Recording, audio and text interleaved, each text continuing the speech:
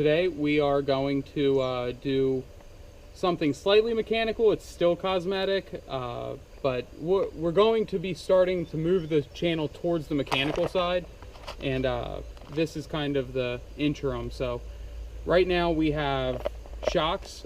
Jared's going to show you a picture in the video of the finished product and what we started with.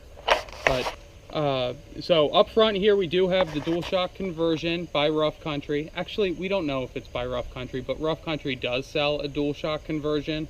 Yours is not. This is yours not. is a much more expensive one. They just have the bar across, don't they? Yes. If you see, he has these big old brackets here, and the actual factory bracket is in the rear here still. It's not moved.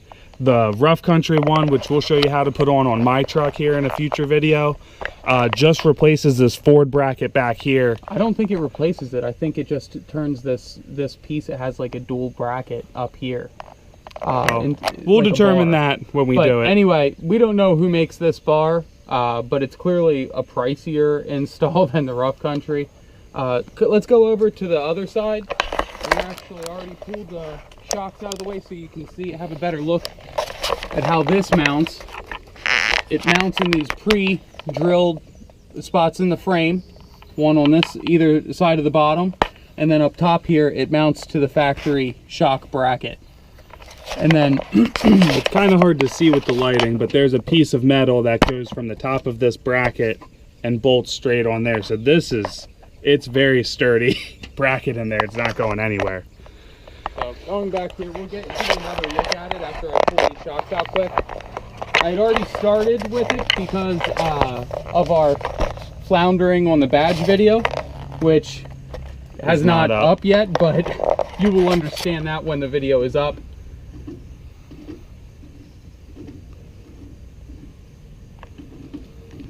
So while he's doing this, I'll walk you through. He got everything pre-loose here.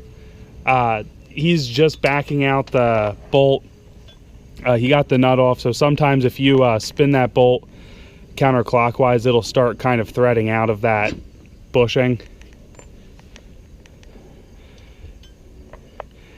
He has the Rough Country, I think they're Nitro 2.0 shocks. I know they have another like off-road series 2.2 or something like that. Are those the adjustable ones or something? No, there are adjustable shocks. Some people love them, some people don't. Seems like a lot of work to me. And then down here, same ordeal, except he's using a slightly more barbaric. Yeah, you don't have to show that. If you notice a theme, he doesn't bring the tools to the job.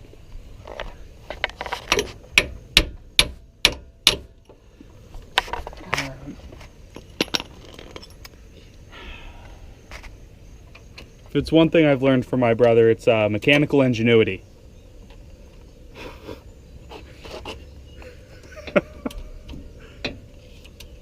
Yeah, this one's gonna need a little love.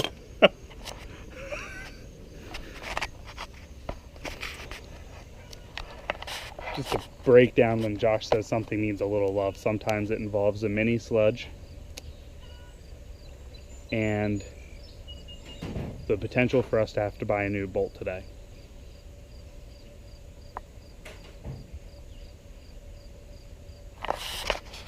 Told ya.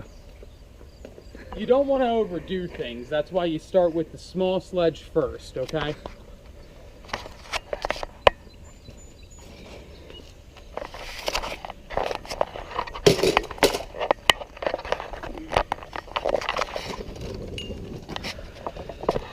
Now bear in mind, as you're watching me struggle with this bolt, I already took the bolt, or the nuts off, so you didn't have to watch this.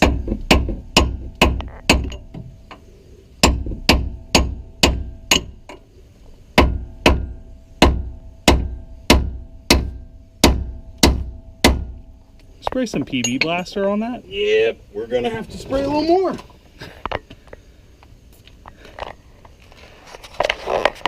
And at this point, I really want to talk to the crowd, the audience, about washing off the underside of your vehicles after snowstorms. It's a really good idea.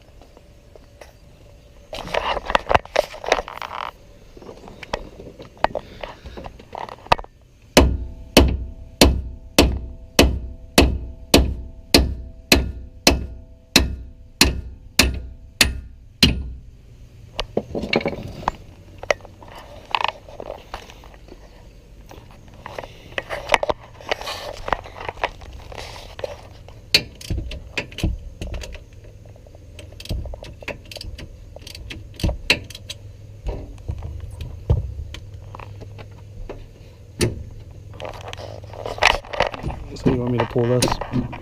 Yeah, pull it off if you can. Just make sure it doesn't get stuck as it comes down.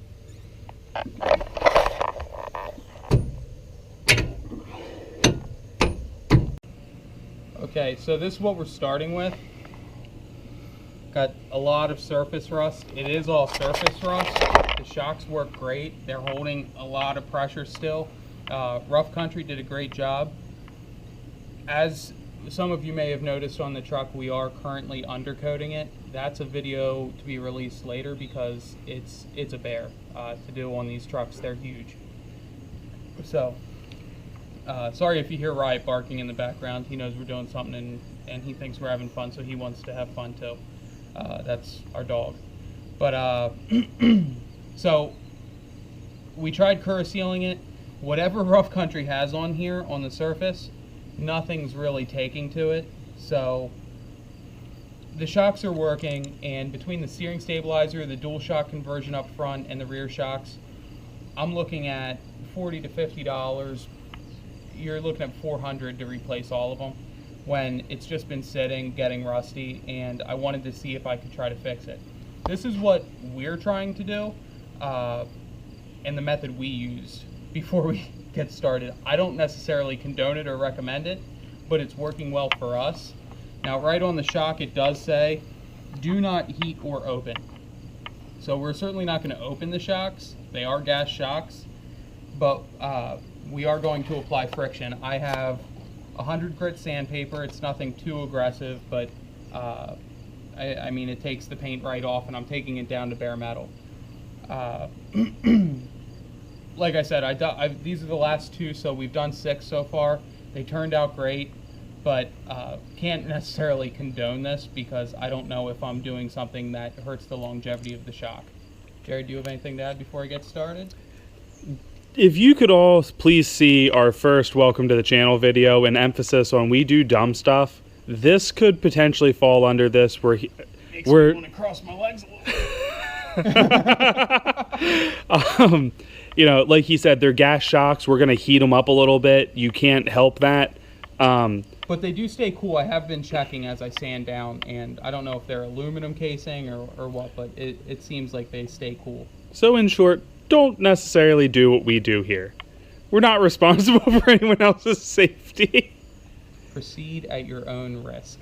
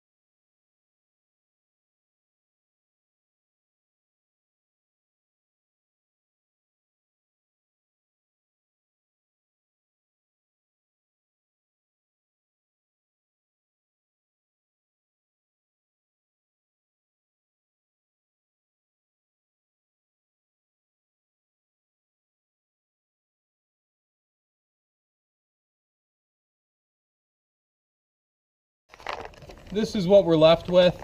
It's not perfect by any means, but it's about as good as a quick sanding can do with the palm sander.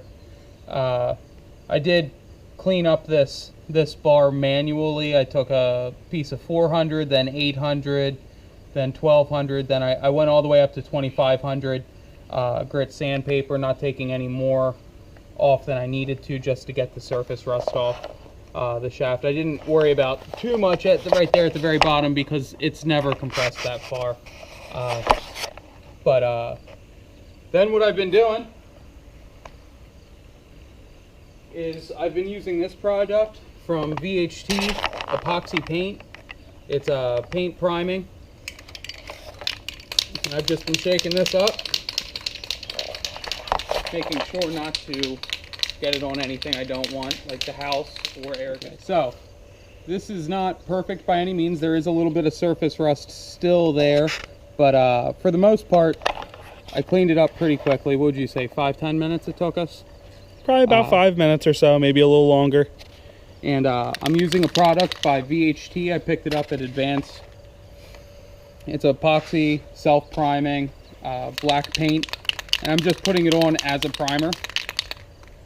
I did put this masking tape at the top of the shaft and at the bottom here.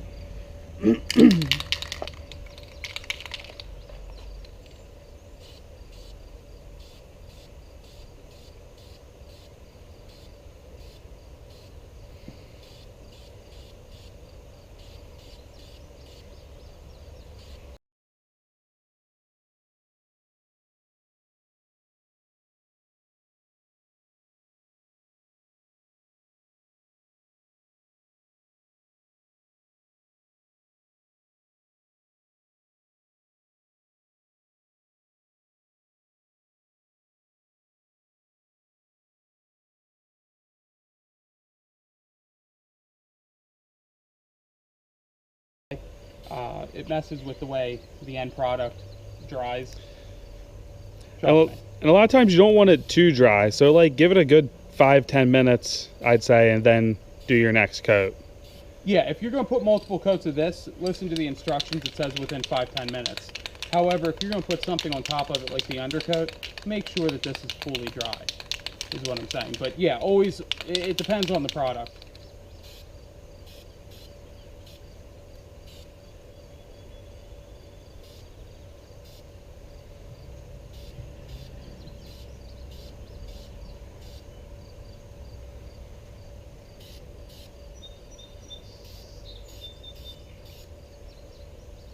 Alright, looking a little bit better than, let's go compare.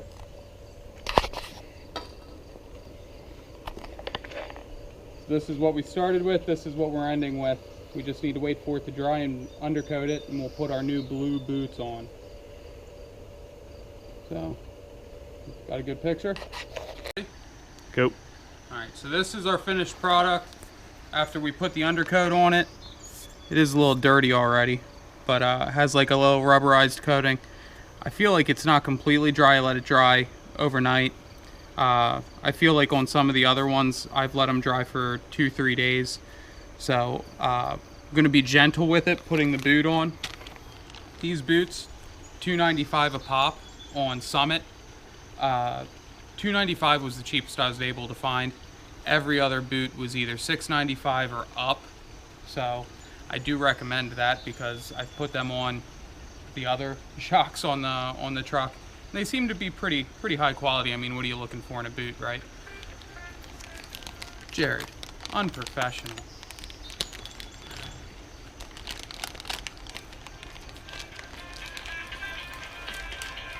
Yeah, how's that feel?